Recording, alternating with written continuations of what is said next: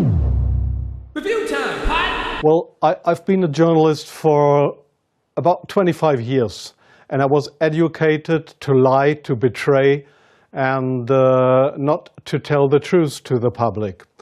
But seeing right now, within the last months, how far how the German and American media tries to bring war to the people in Europe, to bring war to Russia.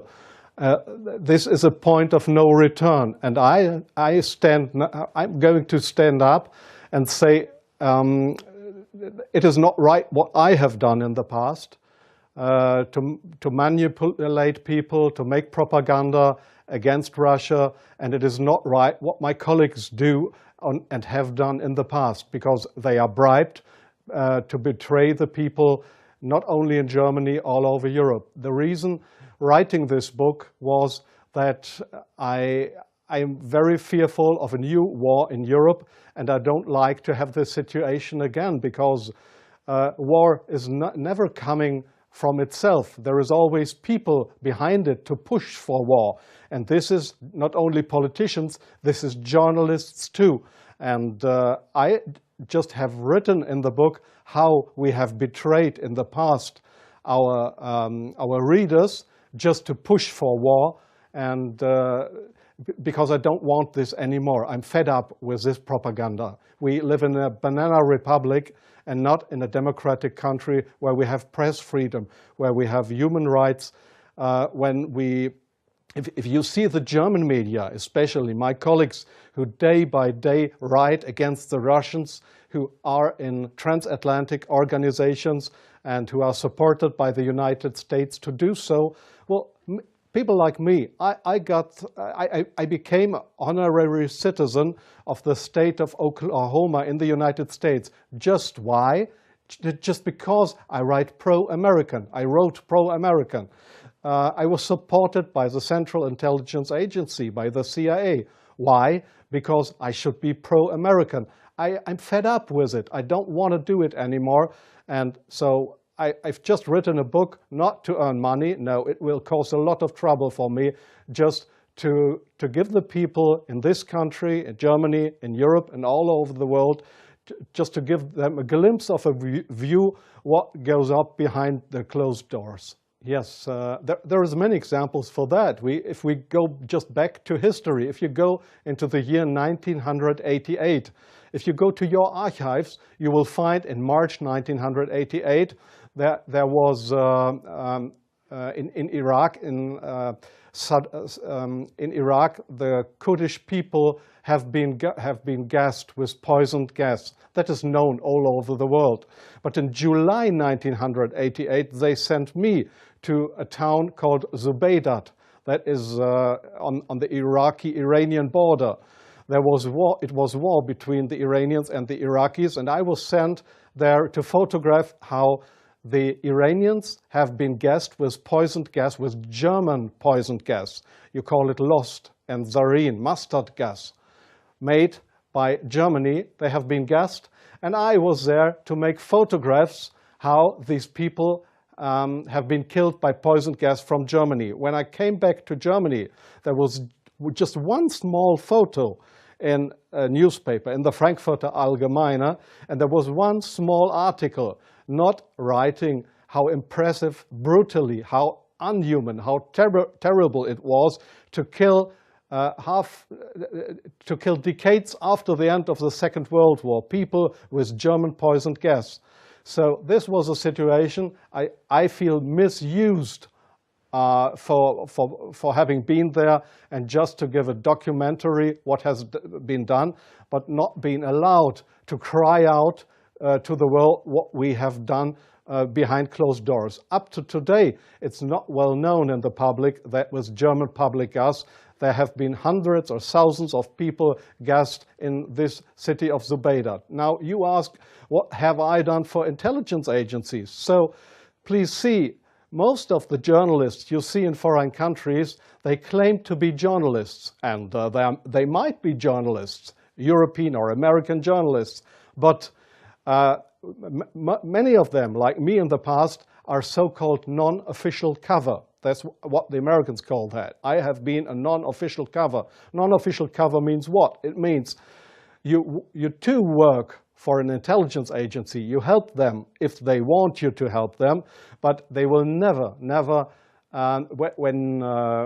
when you are locked, or when they find out that you are not only a journalist but a spy too, they will never say, "Oh, this was one of our guys." They will not know you. That means non-official cover. So I have helped them in several situations, and I feel ashamed for that too now. Like I feel ashamed that I have worked for a very recommended newspaper like the Frankfurter Allgemeine, because I was bribed by billionaires, I was bribed by the Americans not to report exactly the truth, but I just imagined in my car while I was driving to this interview, I just tried to work out in my brain what would have happened if I would have written a pro-Russian article in the Frankfurter Allgemeine. Well, I don't know what would have happened, but we were all educated to write pro-European, pro-American, but please, not pro-Russian. So I'm very sorry for that, but this is not what I understand for democracy and for press freedom. I'm very sorry for that. Well, yes, I understand your question very well. Germany is still a kind of a colony of the United States. You see that in many points, like the majority of the Germans don't want to have nukes in our country, but we still have American nukes. So we are still a kind of a colony of the Americans. And being a colony, it is very easy to approach young journalists through what is very important here is transatlantic organizations. All journalists from really respected and recommended big German newspapers, magazines, radio stations, TV stations, they are all members or guests of those big transatlantic organizations. And there, in these transatlantic organizations, you are approached to be pro-American, and there is nobody coming to you and saying, "Well, we are the Central Intelligence Agency. Would you like to work for us?" No, this is not the case how it happens. What they do, these transatlantic organizations, is they invite you for seeing the United States. They pay for that. They pay all your expenses and everything. So you are bribed. You get more and more corrupt, because they make you good contacts. You won't know that those good contacts are, let's say, non-official covers, or officially people working for Central Intelligence Agency or other American agencies. So you make friends. You think they are friends, and you cooperate with them. They ask you, "Well, could you do me this favor? Could you do me that favor?" And so your brain more and more is brainwashed through these guys. And your question was, is this only the case with German journalists? No, I think it is especially the case with British journalists, because they have a much closer relationship. It is especially the case with Israelis, of course, with French journalists for a part, not that big as with German or with British journalists. It is the case for Australian journalists, for journalists from New Zealand, from Taiwan, well, there is many countries in the Arab world, like Jordan, for example, like Oman, the Sultanate of Oman. There is many countries where this happens, where you find people to claim they are respected journalists, but if you look behind them, you'll find they are puppets on a string of the Central Intelligence Agency. I'm sorry in interrupting you. I'll give you one example. Sometimes the intelligence agencies, they come to your office and want you to write an article. I give you an example not from strange other journalists, from me myself. I've just forgotten the year. I just remember that the German Foreign Intelligence, Bundesnachrichtendienst, it is just a sister organization of the Central Intelligence Agency. It was founded by the American Intelligence Agency. So one day the BND, this German Foreign Intelligence Agency, came to my office at the Frankfurter Allgemeine in Frankfurt. And they wanted me to write an article about Libya and about Colonel Muammar Gaddafi. I had absolutely no secret informations regarding Colonel Muammar Gaddafi and Libya. But they gave me all these secret informations, and they just wanted me to write, to sign the article with my name.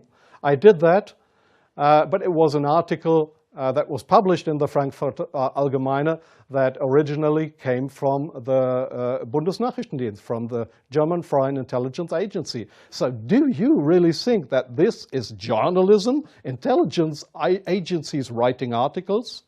Oh yes, that article, I have reprinted it partly in my book. That article was how Libya and Colonel Muammar Gaddafi, how he secretly tried to build a poison gas factory. I think in Rapta was the name, yeah.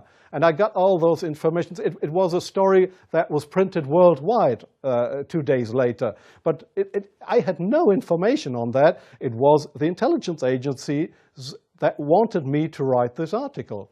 So, but this is not the way journalism should work, that intelligence agencies, that they decide what is printed and what not.